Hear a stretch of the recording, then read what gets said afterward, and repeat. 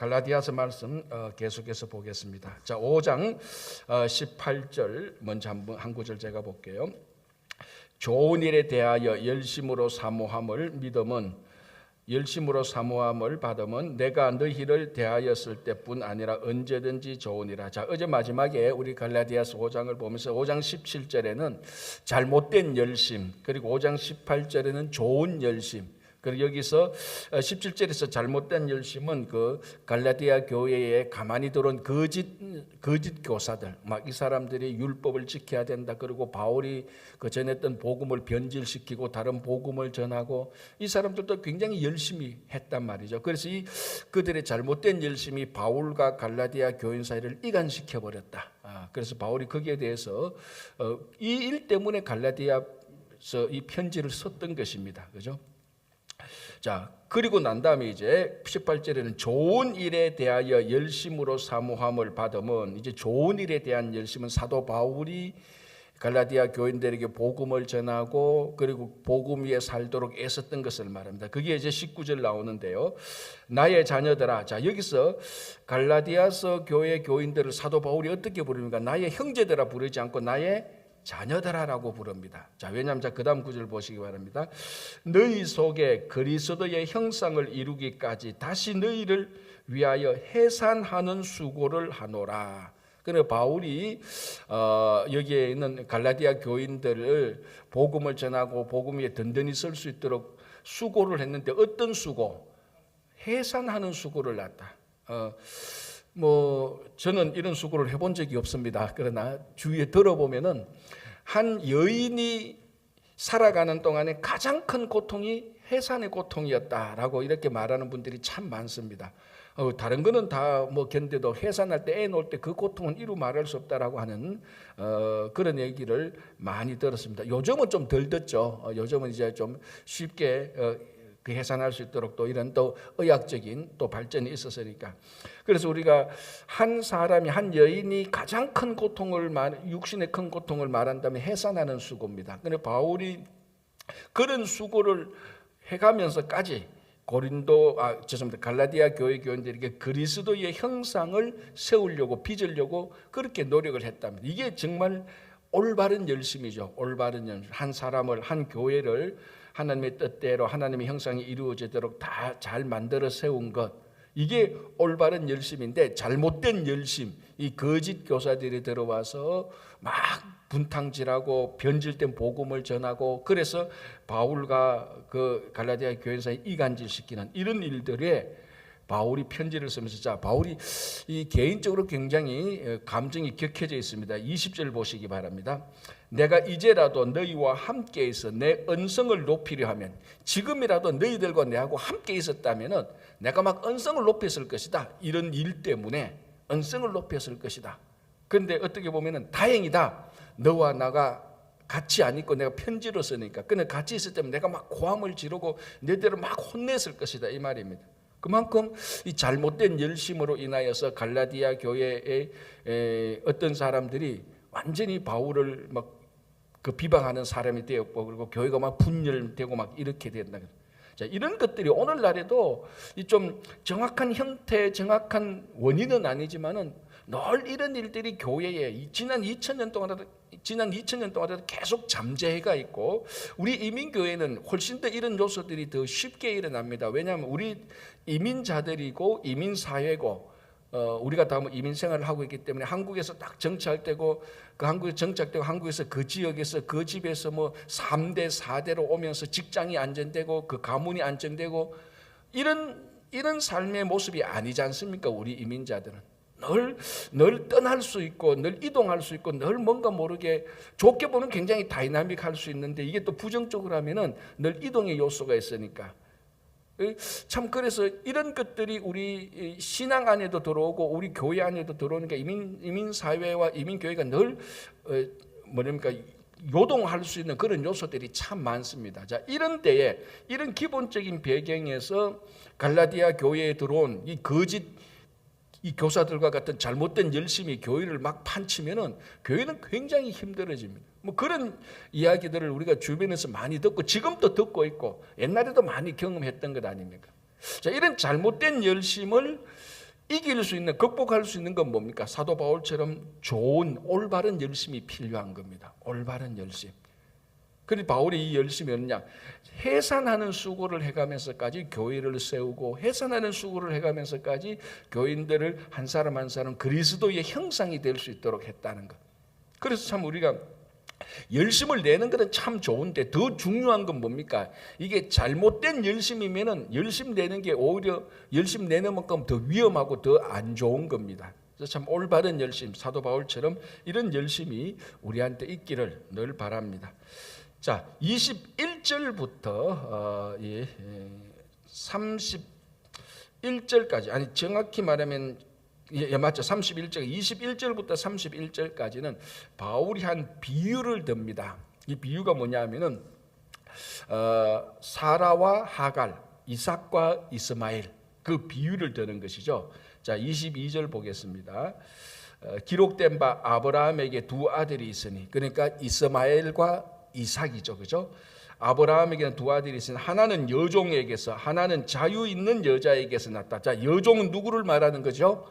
하갈. 그리고 자유 있는 여자는 사라. 자, 여기서 오해하면 안 됩니다. 그래서 자유 있는 여자라고 해서 자유 부인 뭐 이런 식으로 생각하면은 절대로 안 됩니다. 여기서 자유 있는 여자, 이 사라는 율법의 지배를 받지 않는, 그러니까 하나님께서 주신 그 자유를 누리는 사람, 그리고 하갈은 율법의 지배를 받는 사람. 이제 그렇게 얘기를 합니다. 23절, 여종에게서는 육체를 따라 낳고, 여종 그러니까 하갈. 자, 이게 어떻게 연결되는 거야? 여종, 하갈, 육체, 율법, 그리고 자유 있는 여자, 약속, 믿음, 성령, 이렇게 쭉, 이렇게 두 라인으로 쭉 가는 거예요. 두 트랙으로 가는 거죠. 자, 그래서 보세요. 여종, 육체, 율법, 종, 그리고 여기서 난 아들 이스마엘, 그리고 사라를 보면 자유한 그 자유 있는 여자, 믿음, 약속, 성령, 이쪽으로 난 아들이 이삭, 이렇게 말을 하는 겁니다. 자, 23절, 여종에게서는 하갈이죠. 여종에게서는 육체를 따라 낳고 자유 있는 여자에게서는 약속으로 말미암았느니라. 자, 우리가 앞에서 봤는 것처럼 약속은 항상 믿음과 연관되어 있었습니다. 그렇죠? 그리고 유업으로 연관되어 있었습니다. 24절, 이것은 비유니. 자, 바울이 이삭과 이스마엘의 그 얘기를 말하는데 정확히 정확한 사실을 딱딱 맞춰가는 거, 큰 그 안에 들어가 있는 메시지를 이제 갈라디아 교인들이 빠져 있는 율법의 지배와 하나님께서 주신 자유, 거기에 관한 비유로 말하는 겁니다. 이 여자들은 두 언약이라, 하나는 신의 산으로부터 종을 낳은 자니 곧 하갈이라. 자, 신의 산으로부터 종을 낳은 자니 곧 하갈이라는데, 여기서 신의 산이 의미하는 것은 무엇이겠습니까? 신의 산? 신의 산에서 무슨 일이 있었죠? 율법을 받았지 않습니까? 율법, 신의 산, 여기서 율법, 신의 산, 하갈, 종, 계속 이렇게 나오는 거죠. 자, 25절 보겠습니다. 이 하갈은 아라비아에 있는 신의 산으로서 지금 있는 예루살렘과 같은 곳이다. 자, 그리고 그가 그 자녀들과 더불어 종노릇하고, 자, 요거는 지금 다 하갈입니다. 26절, 오직 위에 있는 예루살렘은, 자, 하갈은 신의 산하고 연결되고, 이 신의 산은 지금 땅에 있는 예루살렘하고 또 연결됩니다. 그러나 사라는 위에 있는 예루살렘. 그러니까 이렇게 우리가 볼 수 있죠. 하갈은 어디 출신이냐? 신의 산 출신인데, 다른 말로 하면은 땅에 있는 예루살렘. 사라는 어디 출신인가? 예루살렘인데 위에 있는 예루살렘 출신입니다. 땅에 있는 예루살렘, 즉 신의 산 위에 있는 예루살렘. 하갈과 사라가 이제 두 가지 이제 갈등을 보여줍니다. 그러니까 사라는 위에 있는 예루살렘, 여기는 자유가 있고 성령이 있고 믿음이 있고 약속이 있고 유업이 있고, 땅에 있는 예루살렘, 이게 이제 그 신의 산하고 같이 연결되고 율법이 있고, 그러니까 율법의 준수함이 있고, 이 뒤 배경에는 갈라디아에 이 들어온 거짓 교사들이 있는 것입니다. 그러나 사라가 있고 그 자유가 있고 있는 이 배경에는 바울이 있는 겁니다. 그러니까 바울과 거짓 교사들, 그 배경에는 있고 한쪽에는 사라 쪽이고 한쪽에는 하갈 쪽이고 한쪽은 율법적이고 하나는 약속적이고 하나는 율법을 행하는 것이고 하나는 예수 그리스도를 믿는 것이고 지금 이렇게 해서 비유로 바울이 설명을 하는 것입니다. 자 26절 오직 위에 있는 예루살렘은 자유자니 곧 우리 어머니라. 구체적으로는 사라를 말하는 것이죠. 자 28절을 보겠습니다. 28절 형제들아 너희는 이삭과 같이 약속의 자녀라. 자 이제 그러면 갈라디아 교회 교인들 당신들은 누구냐? 쉽게 말하면은 나 바울은 너희들에게 복음을 전했고 나는 사라의 후손이다. 쉽게 말하면 그러나 거짓 교사들은 하갈의 후손들이다. 율법을 준수하는 사람들이다. 너희들은 누구냐라고 말하면서 너희들도 여전히 이스마엘의 자손이 아니고 약속의 자손인 이삭의 자손이다. 이삭과 같이 약속의 자녀라고 말하는 깨우쳐 주는 거죠. 깨우쳐 주는 겁니다. 자 여기서 약속의 자녀가 또 중요한 게 뭔가 하면은 한 아브라함에게 주신 유업 그것을 이어받을 수 있는 사람입니다. 아브라함에게 주신 기업 그 유업을 받을 수 있는 사람은 약속의 자녀고 약속의 자녀가 아브라함의 자손이고 이 약속은 믿음으로 받는 것이지 하나님께서 아브라함에게 주신 약속은 믿음으로 받는 것이지 율법을 지켜서 받는 것이 아닙니다. 그죠? 앞에서 계속해서 했던 이야기입니다. 자 29절 그러나 그때에 육체를 따라 난 자가 성령을 따라 난 자를 박해한 것 같이 이제도 그러하도다. 자 이게 무슨 의미입니까? 그러나 그때 육체를 따라 난 자가 누구죠? 이스마엘이죠. 자 성령을 따라 난 자 누굽니까? 이삭이죠. 자 성령, 약속, 믿음, 자유 전부 다 이거는 사라 쪽 아닙니까? 여기서 난 아들이 이삭. 그리고 율법, 육체, 시내산, 종이, 지배 이쪽으로 난 것은 전부 다 이건 다 하갈 쪽이고 이쪽에서 난 아들이 이스마엘. 그래서 창세기를 보면은 누가 형이에요? 이스마엘이 형입니까? 이삭이 형입니까? 이스마엘이 형이죠. 이스마엘이 형이고 이삭이 태어났을 때 이스마엘이 어떻게 했죠? 이삭을 우리 성경으로 희롱한지라.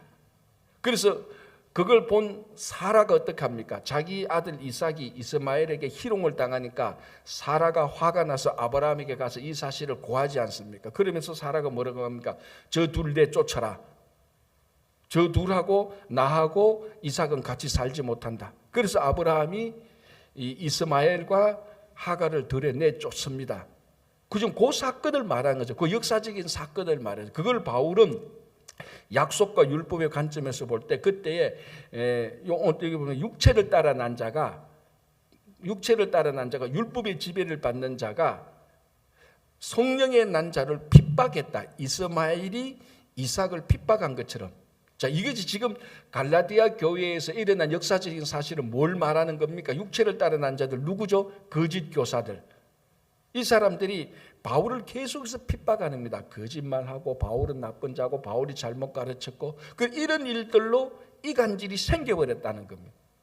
우리가 교회 공동체뿐만 아니라 모든 공동체에서 가장 1번으로 우리가 주의해야 되는 일들, 가장 그런 일은 일어나서는 안 되는 일들, 다른 데는 몰라도 그런 일에는 관여돼서는 안 되는 일들, 그 이간질, 그 분열, 그것이 육체를 따라 난 자가 성령을 따라 난 자를 핍박할 때 일어났던 겁니다. 그게 거짓 교사들이 바울을 핍박하고 거짓말하고 조작하고 선동했던 그 일을 하는 겁니다. 그걸 이제 바울은 아브라함, 이삭과 이스마엘 일어난 그 사건을 비유적으로 설명을 하는 겁니다. 자, 그래서 어떻게 됐습니까? 우리가 잘 아는 대로. 그래서 아브라함이 내쫓았죠. 누구를 내쫓았습니까? 육체의 자손. 그러니까 하갈과 그 아들을 내쫓았습니다.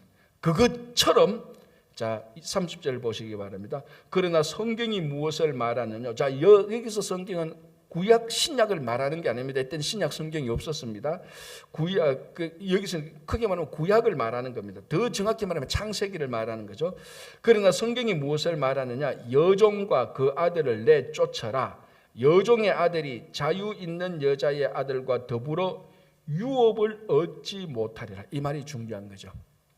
육체의 자손, 율법의 지배를 받는 사람과 믿음의 자손, 약속의 자손, 성령의 자손과 함께 하나님의 유업을 공동 상속하지는 못한다는 겁니다. 그래서 사라가 아브라함에게 가서 하갈과 이스마엘을 내쫓아라 라고 했다는 겁니다. 그래서 약속의 자손들이, 믿음의 자손들이, 그런 갈라디아 교회 교인들, 너희들은 이삭의 자손이 아니냐? 너희들이 가만히 들어온 거짓 교사들과 함께 유업을 받지 못한다. 그런데 왜 너희들이 현혹되고 유혹돼 가지고 지금 막 이간질 당하고 있느냐? 그래서 너희들도 이 거짓 교사들을 내쫓아라라고 말을 하는 겁니다. 왜? 거짓 교사들을 내쫓자면 갈라디아 교회에 하나님께 주신 그 기업, 그 교회도 하나님 주신 유업이니까 그 유업을 함께 신앙생활 할 수 없다. 그런 사람들하고는 그렇게 말하는 거예요. 아주 어떻게 보면 굉장히 과격한 거죠. 왜 과격하냐? 아까 4장 20절 내가 이제라도 너희와 함께해서 내 언성을 높이려 하면, 여기서 바울이 그 거짓 교사들, 또 우리가 좀 넓게 말하면 이단들하고 마찬가지입니다. 거기에 대해서는 막 격분을 한 겁니다. 왜 격분을 했는가 하면은 개인적인 감정이 아니고 이런 사람들이 교회에 들어오면 교회를 분열시키기 때문에 그런 것이죠. 자, 우리가 앞에서 고린도 전서 후서도 봤습니다. 물론 로마서도 봤지만 특히 고린도 전서 후서에서 굉장히 심각하게 일어났던 문제가 뭡니까? 고린도 교회의 당파 문제 아닙니까? 그게 분열의 문제입니다. 그게 교회 분열의 문제로 그대로 이어지거든요. 거기에 대해서는 바울이 항상, 이 바울의 약점이 뭔가 하면은 교회가 분열된다고 이 말을 하면은 참지를 못하는 겁니다. 부르르 떠는 겁니다. 우리 고린도 후서에서도 마지막에 보면 바울의 개인적인 감정이 굉장히 많이 드러났습니다. 그 감정이 교회의 하나됨을 깨려고 하는 사람들에 대한 분노의 감정이 드러났는데, 이 갈라디아 교회도 그런 게 또 드러났습니다. 내가 너희와 함께 있다면 언성을 높이려고 했다. 막 화를 냈을 것이다.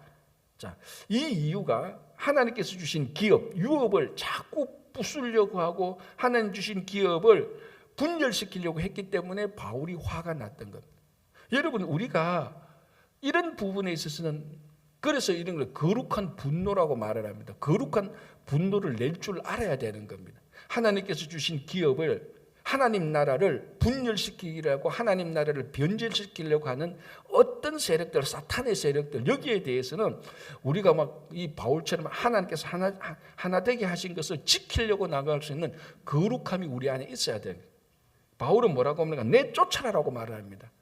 그 율법의 지배를 받고 거짓 교사들이 들어와서 하나님께서 주신 기업, 이 갈라디아 교회는 함께 그 사람들과 할 수 없다라고 말합니다. 다시 30절, 그러나 성경이 무엇을 말하느냐? 여종과 그 아들을 내쫓아라. 여종의 아들이 자유 있는 여자의 아들과 더불어 유업을 얻지 못하리라 하였느니라. 자, 31절, 그런즉 형제들아, 우리는 여종의 자녀가 아니요 자유 있는 여자의 자녀니라. 자, 왜냐하면은 갈라디아서 4장 4절에서 하나님께서 때가 참에 하나님의 아들을 우리에게 주셨고, 그래서 그 아들이 율법의 모든 지혜로부터 우리를 벗어나게 하고 율법의 얼매임에서 우리가 자유롭게 되었다. 그래서 우리는 원래 자유 있는 여자, 사라의 후손, 이삭의 약속의 자녀다. 이렇게 말을 하는 겁니다. 자, 갈라디아서 5장 1절 우리가 다 같이 한번 읽어볼까요? 갈라디아서 5장 1절 시작. 그리스도께서 우리를 자유롭게 하려고 자유를 주셨으니 그러므로 굳건하게 서서 다시는 종의 멍에를 매지 말라. 이 5장 1절 자유선언입니다. 자유선언. 그럼 그리스도께서 우리를 자유롭게 하려고 자유를 주셨는데, 때가 차면 하나님께서 아들을 우리에게 보내사 모든 율법으로부터 자유롭게 했는데, 그래서 바울이 갈라디아 교회 교인들에게 복음을 전했는데, 그 복음 안에 있는 정말 신앙의 자유가 있는데, 이 거짓 교사들에 의해서 다시 율법 속으로 들어가 버리는, 왜 거짓 교사들이 주장했던 게 뭡니까? 너희들이 예수를 믿어도 율법을 지켜야 된다. 이 두 개를 같이 섞어 놓은 것, 그게 지금 가장 큰 이슈 아닙니까? 그런데 너희들이 예수 그리스도를 믿어서 자유롭게 되었는데 왜 또 율법 준수하는 것을 받아들여서 또 종이 되었느냐? 그리스도께서 우리에게 자유를 주셨는데 왜 다시 종의 멍에를 쥐고 가려고 하느냐? 다시 자유롭게 하라는 겁니다. 이게 이제 우리가 처음에 예수 믿었을 때 막 정말 그 예수 믿는 참 기쁨을 발견하고, 정말 과거의 죄책감, 열등감, 컴플렉스, 우울한 거, 이런 것에서 다 자유로워집니다. 진짜 예수를 믿으니까 내가 진짜 그것 때문에 마음 쓰고 그것 때문에 마음에 죄책감이 있었고 자책감이 있었고 늘 내가 열등했고 내 출신 배경 때문에 늘 우울했는데 예수를 믿고 나니까 그게 다 틀리는 거예요. 다 끊겨지고 정말 이게 신앙의 자유로구나라는 것을 느낄 때가 다 있었습니다. 그런데 이게 신앙생활 하다 보면 언젠가 모르게 서서히 이 거짓 교사들이 우리들에게 율법의 지배를, 율법의 의무를 막 강제한 것처럼 이상하게 한 10년, 20년 믿고 나니까 30년, 40년 믿고 나니까 신앙의 그 자유로움은 많이 사라지고 옛날에 유대인들이 광야에서 율법을 꼭 지켜야 되는 것처럼 그거 안 지키면 마치 죽는 것처럼 이것이 신앙의 자유함 속에서 자유로움 가운데서 성숙감 가운데서 율법을 지키는 것이 아니고 이걸 안 지키면 마치 내가 죽는 것처럼 그리고 이걸 지키지 않는 다른 사람들 보면 전부 다 뭐라고 하면 망나니처럼 보이는 이상하게 다시 사도 바울의 우리 비유를 들면 사도 바울의 경우를 말하자면 예수 그리스도를 믿고 아나니아에게 안수받을 때 그 눈에 비늘 같은 것이 다 벗겨졌는데 언젠가 모르게 어느 날 보니까 눈에 율법이 비늘 같은 것이 다시 다 덮여져가 있고 다시 율법으로 살아가고 있는 그런 형태를 가진 사람들이 주변에 종종 있습니다. 보면은 저 사람들이 복음의 자유 속에서 사는 것인지 율법에 딱 얽매가지고 과거에 딱 얽매여서 사는 것인지 그렇게 가끔 표가 나는 분들이 있습니다. 그런 분들이 읽어야 될 말씀이 갈라디아서 5장 1절입니다. 그리스도께서 우리를 자유롭게 하려고 자유를 주셨는데 그래서 십자가에 달려 돌아가셨는데 율법의 모든 지배로부터 우리를 자유롭게 하셨는데 그러므로 구석에 있어서는 다시는 종의 멍에를 매지 말는데 또다시 종의 멍에를 매어버립니다. 자, 이게 우리가 사도행전 15장에서 예루살렘 회의 때 결정했던 것 이것 아닙니까? 사도행전 그 15장에서 예루살렘에 오서만 격하게 논쟁을 했습니다. 이방인들이 어떻게 구원을 얻을 것인가? 이거 유대에 있는 전통 형제들은 그래도 율법을 지켜야 된다. 할례를 행해야 되고 정결한 음식을 먹어야 되고 안식을 지켜야 된다라고 말했을 때 이미 1차 선교 여행을 갔던 그 바울, 바나바 그리고 거기에 그리고 고넬료를 맡았던 베드로 이 사람들이 실제적인 하나님의 복음을 전해보고 해보니까 아니 이방인들은 그 율법의 의무를 행할 필요가 없어. 하나님께서 우리를 자유 주시고 믿음을 주셨으니까 하나님이 우리가 예수 그리스도 믿음 이것 하나 외에는 어떤 것도 더 강요하지 마. 더 강요하지 마. 그거하고 예수를 믿어도 그래도 율법을 지켜야 돼. 이 두 개가 꽝 부닥쳐서 막 격하게 논쟁했는데 결론은 뭡니까? 바울, 바나바, 베드로 쪽이 이겼지 않습니까? 더 이상 종의 명예를 맺게 하지. 우리 조상들도 다 하지 못했는데 그걸 이방인들에게 해서 어떻게 할 것이냐. 그렇게 결정을 내렸습니다. 자, 그렇다고 해서 여러분 결정을 내린다고 해서 그 다음 날부터 100% 결정대로 다 되는 것 아니잖아요. 시간이 걸려야 되지 않습니까? 그러는 와중에 있는 게 이 갈라디아 교회입니다. 그래서 바울은 그 부분에 대해서 굉장히 민감하게 반응합니다. 왜 민감하게 반응하냐. 그게 복음의 본질이거든요. 신앙의 본질이거든. 그래서 5장 1절 왜 자유를 주셨는데 다시 멍에를 그 종의 멍에 율법의 지배 속에 다시 들어가느냐. 우리는 율법의 지배를 받는 것이 아니고 율법을 이제는 지배하는 겁니다. 이 참 중요한 표현인데 율법의 지배를 받는다는 것은 율법을 행함으로 구원을 얻는다고 생각하는 것이고 율법을 지배하는 사람은 예수 그리스도를 믿어서 구원 얻은 사람들이 자유적으로 율법을 지키는 겁니다. 그거는 완전히 차원이 다르죠. 계속해서 제가 얘기했던 거죠. 그래서 5장 1절은 여러분들에게 있던 어떤 종의 멍에, 율법의 멍에가 있다면 다 털어버리시기 바랍니다. 자, 2절 보라 나 바울은 너희에게 말하노니 너희가 만일 할례를 받으면 그리스도께서 너희에게 아무 유익이 없다. 자, 여기서 할례를 받는다는 의미는 무엇인가 하면 거짓 교사들의 주장처럼 할례를 받아야 구원이 온전히 이루어진다라는 그런 의미입니다. 그렇다면 예수께서 아무런 유익이 없다. 예수 그리스도의 십자가 보혈의 공로가 무슨 소용이 있겠느냐? 그렇게 얘기하는 겁니다. 3절 내가 할례를 받는 각 사람에게 다시 정언하노니 그는 율법 전체를 행할 의무를 가진 자라. 자, 이 율법의 특성이 이론적으로 말하면은 율법을 지키면은 의롭게 되는, 이론적으로 말하면 율법으로 구원을 얻을 수 있습니다. 자, 오해는 하지 마시면 이론적으로 말하자면다. 율법을 100%다 지키면 의롭게 되는 거예요.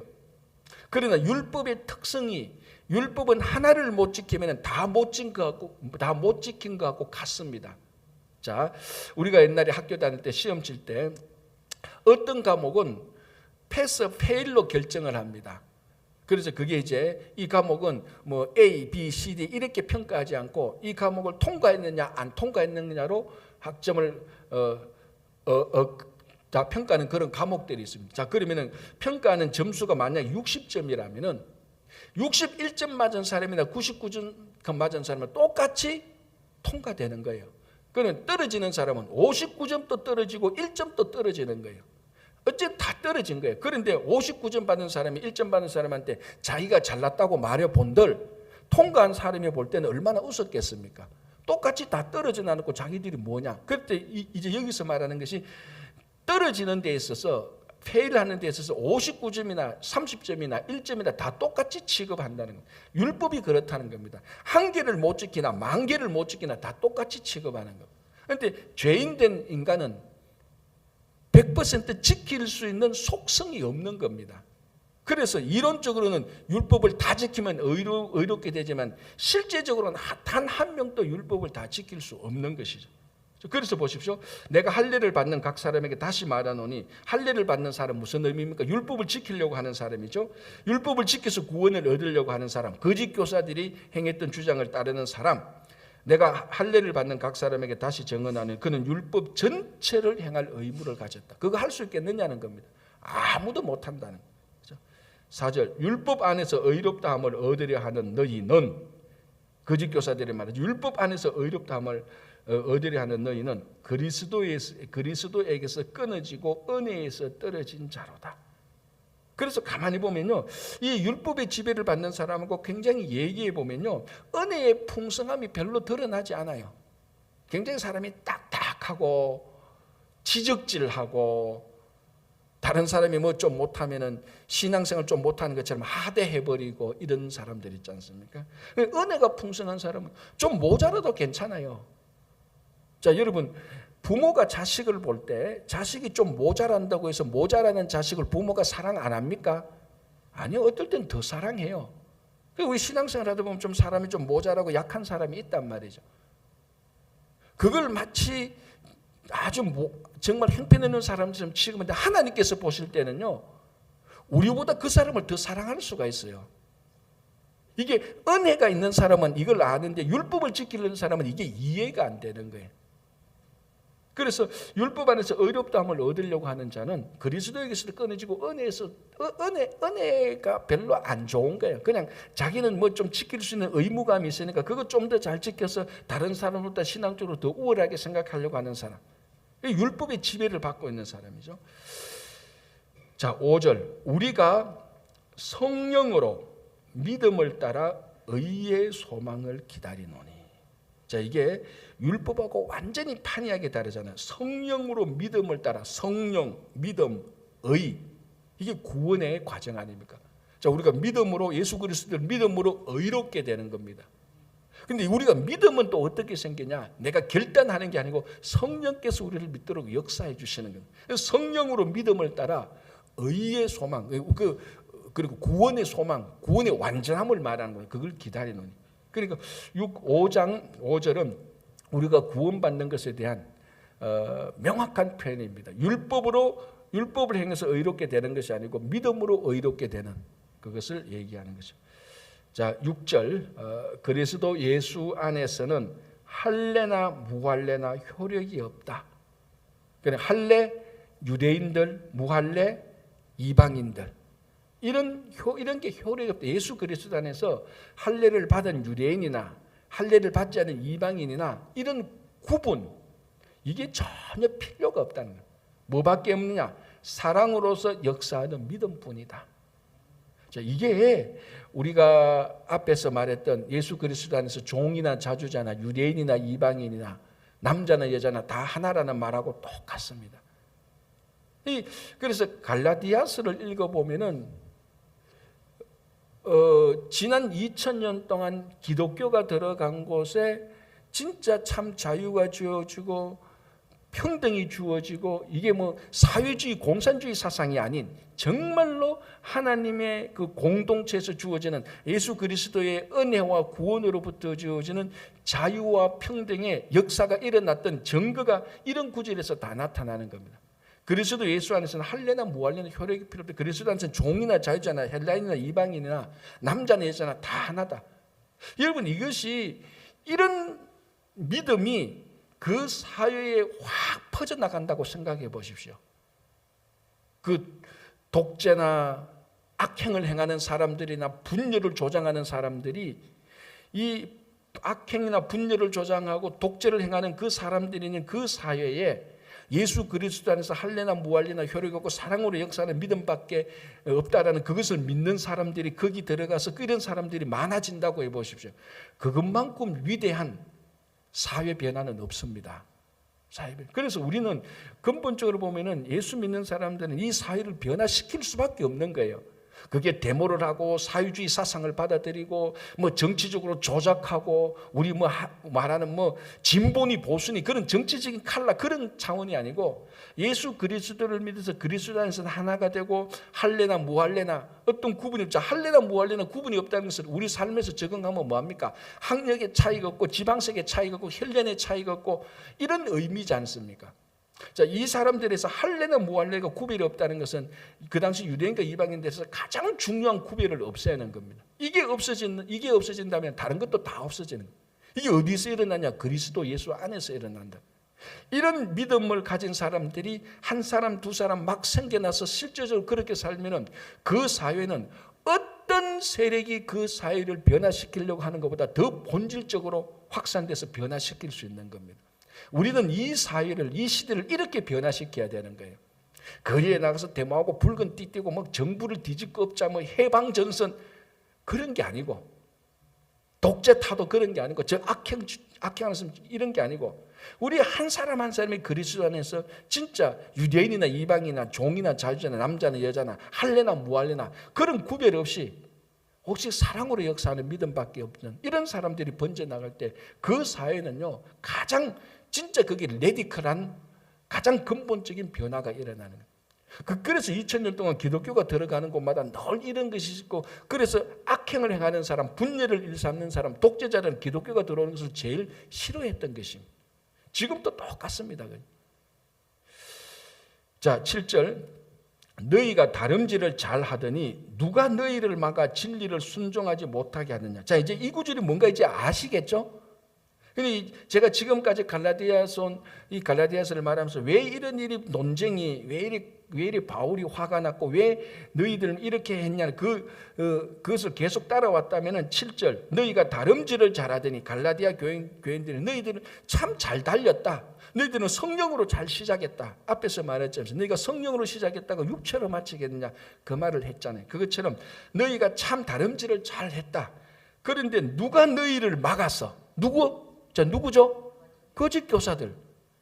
예수도 믿고 율법을 행해야 된다고 주장했는 사람, 이 사람들은 율법을 행한다는 데도 더 큰 무게를 둔 겁니다. 이 사람들이 진리를 순종하지 못하게 했다는 거예요. 그래서 이런 내용을 제가 왜 자꾸 이걸 설명하려고 하는가 하면 이런 내용을 알아서 갈라디아서를 읽어야 갈라디아서 말씀에 나타난 진짜 복음의 본질, 율법의 허상들을 알 수 있는 겁니다. 너희가 다름질을 잘했다. 성령으로 잘 시작했다. 바울이 전한 복음을 잘 믿었고 잘 시작했다. 그런데 이제 다른 복음으로 맞추려고 하느냐? 너희들이 육체로 맞추려고 하느냐? 누가 너희들에게 이 진리를 지키지 못하도록 막았느냐? 이 말입니다. 거짓 교사들 아니냐? 다시 7절 너희가 다름질을 잘하더니 누가 너희를 막아 진리를 순종하게 못하게 하느냐? 라고 말. 자, 8절 그 권면은 너희를 부르신 이에게서 난 것이 아니라 9절 적은 누룩이 온덩이에 퍼지느니라. 이 적은 누룩 누구죠? 거짓 교사들의 잘못된 변질된 복음. 요거를 가만히 놔두면은 온덩이에 쫙 퍼집니다. 효소가 쫙 퍼지듯이. 그래서 우리 신앙 속에서 적은 누룩이 하나씩 생길 때마다 그때 핀셋으로 딱 찍어서 제거해야 됩니다. 우리가 볼 때 요거 누룩이 하나 생겼네. 그럼 우리가 긴장을 해야 돼요. 요 누룩은 딱 해서 딱 뽑아내고 아니면 계속해서 와치아웃 하고 있어야 됩니다. 번져 나갈 때 딱 막아야 되고 적은 누룩이 온덩이에 퍼진다. 이걸 좋게 보면은 또 좋은 누룩이 있나? 어쨌든 좋은 누룩은 또 좋게 퍼지는 거예요. 그래서 여러분들이 누룩이 돼야 됩니다. 나쁜 누룩 아니 좋은 누룩이 되어서 여러분들의 좋은 생각, 복음의 선, 사랑으로 역사하는 믿음이 교회와 여러분 가정과 일대에 다 퍼져야 되는 겁니다. 그렇죠? 자, 10절. 나는 너희가 아무 다른 마음을 품지 아니한 줄을 주 안에서 확신하노라. 갈라디아 교인들이 맞아. 너희들이 거짓 교사들이 선동해도 너희들이 다른 마음을 품지 않을 것이라고 내가 확신한다. 제발 그런데 흔들리지 마라 이 말이죠. 자, 중간에 그러나 너희를 요동하게 하는 자는 누구든지 심판을 받을 것이다. 이제 감 잡히죠. 어떤 사람들인지. 11절. 형제들아 내가 지금까지 할례를 전한다면 어찌하여 지금까지 박해를 받으리요. 내가 만약에 거짓 교사들처럼 똑같이 할례를 전했더라면 왜 내가 지금까지 유대인들이나 그런 거짓 교사들을 박해를 받았겠느냐. 나는 할례를 전하는 게 아니다. 나는 복음을 전하는 거다 이 말이죠. 자, 그리하였으면 십자가의 걸림돌이 제거되었을 것이다. 자, 이 말은 뭡니까? 할례가 십자가의 걸림돌이라는 겁니다. 율법의 준수함이 십자가의 걸림돌이죠. 십자가는 예수 그리스도 보혈의 공로를 믿음으로 구원을 얻는 것인데 여기에 반대되는 할례. 자, 여기서 할례는 율법으로 보면 됩니다. 이 율법은 십자가하고 안 맞는 겁니다. 십자가는 율법에 상관없이 예수 그리스도 보혈의 공로를 믿도록 하는데 율법은 또 십자가하고 상관없이 율법의 행위를 믿도록 하니 서로서로 걸림돌이 되는 거죠. 할례의 걸림돌은 십자가고 십자가의 걸림돌은 할례가 되는 겁니다. 그런데 바울이 내가 할례를 정했다면, 할례를 너희들에게 전파했다면은 십자가의 걸림돌은 안 됐을 것이다. 이 말이죠. 그죠? 그래서 여기서 십자가의 걸림돌이 제거되었을 것이다. 할례를 정했다면은. 그래서 이 율법과 십자가는 서로 상반된다는 것을 얘기하는 겁니다. 12절. 너희를 어지럽게 하는 자들은 계속 지금 그 사람들을 계속해서 지금 지명하는 겁니다. 스스로 배워보기를 원하는데 그 사람들은 제발 좀 스스로 나갔으면 좋겠다. 이제 이런 그 거짓 교사들을 말하는 겁니다. 13절. 형제들아 너희가 자유를 위하여 부르심을 입었으나. 위대한 선포죠. 위대한 선포입니다. 그리스도께서 우리에게 자유를 주셨고 너희들이 자유를 위하여 부르심을 받았으나 그러나 그 자유로 육체의 기회를 삼지 말고. 그런데 또 하나 이제 조심시키는 게 너희들이 자유를 받는 그 자유로 방종하지 말라. 자유를 남용하지 말라. 그 자유로 사랑으로 서로 종로를 달아. 여러분 이게 얼마나 위대한 말이에요. 너희들에게 사랑을 주셨다. 너희에게 자유를 주셨다. 그러나 그 자유가 또 남용되지 말고 또 그 자유를 가지고 방임하지 말고 그 자유를 가지고 사랑으로 서로 종로를 달아. 자, 이 종은 뭡니까? 율법의 종이 아니죠. 서로 섬김의 종입니다. 이것을 어떤 의무감으로 행하는 것이 아니고 자유와 사랑으로 하는 겁니다. 그렇죠? 자, 14절. 온 율법은 내 이웃 사랑하기를 내 자신같이 하라 하신 말씀에서 이루어졌다. 자, 이것은 예수님께서 하신 말씀하고 똑같습니다. 그죠? 율법의 가장 큰 계명이 뭐냐? 사랑이다. 하나님 사랑하고 이웃 사랑하는 것. 바울 똑같습니다. 모든 율법은 내 이웃 사랑이라 내 자신같이 하라. 이 안에 있다. 이 사랑으로 종로 이 안에 있다라고 말합니다. 자, 15절. 만일 서로 물고 먹으면 피차 멸망할 거나. 이 거짓 교사들의 이가 나는 그것을 하지. 이렇게 해서 자꾸 싸우면은 이 교회가 무너지고 우리 공동체가 무너질 것이다. 라고 바울이 지금 애타는 마음들이 이 갈라디아 교회에 있습니다. 그래서 우리가 다시 한번 2000년 전에 있을 때 이 갈라디아 교회를 보면서 우리가 계속해서 우리가 하나님 은혜 가운데서 살고 복음으로 살고 은혜 받은 사람들이 율법의 지배를 받는 것이 아니고 율법을 지배하면서 정말 성숙하고 자유로운 과거로부터 다 털어버리는 얽매이지 않는 어떤 율법으로부터 얽매이지 않는 그런 삶이 되시기를 간절히 바랍니다. 기도하겠습니다. 하나님 감사합니다. 오늘 4, 5, 9역 헌신 예배를 하면서 갈라디아서 말씀을 봅니다. 이 말씀이 우리들에게 큰 힘과 용기가 되고 더 성숙하게 살아갈 수 있도록 도와주시고 아버지 과거의 모든 일로부터 자유롭게 해주시고 우리가 억지로 지키려고 하는 잘못된 의무감에서도 온전히 아버지 자유롭게 해주시고 이 자유를 가지고 방임하거나 방종하지 않고 남용하지 않고 서로서로 잘 섬길 수 있도록 인도하여 주시옵소서. 예수님 이름으로 기도합니다. 아멘.